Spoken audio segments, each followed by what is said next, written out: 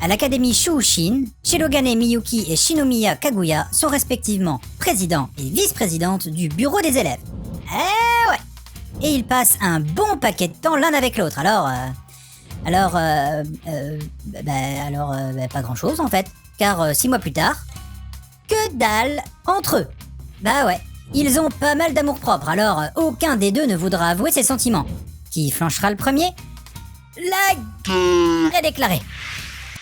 Cette rom-com, cette comédie romantique, cartonne grave depuis qu'elle a été adaptée en animé par le studio A1 Pictures.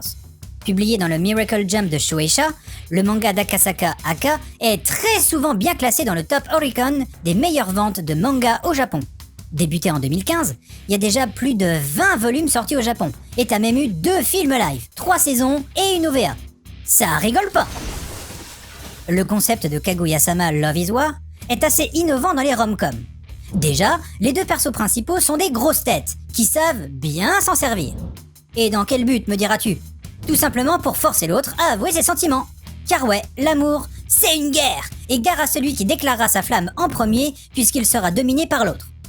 T'auras donc un max de suspense dans ce manga, puisque tous les persos sont super bien décortiqués psychologiquement, et leurs relations sont à la fois réalistes et fun.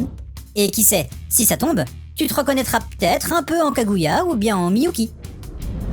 La note de Manga News, 15/20.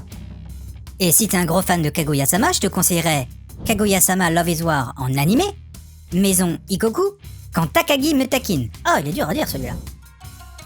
Moi, j'avouerai jamais mes sentiments.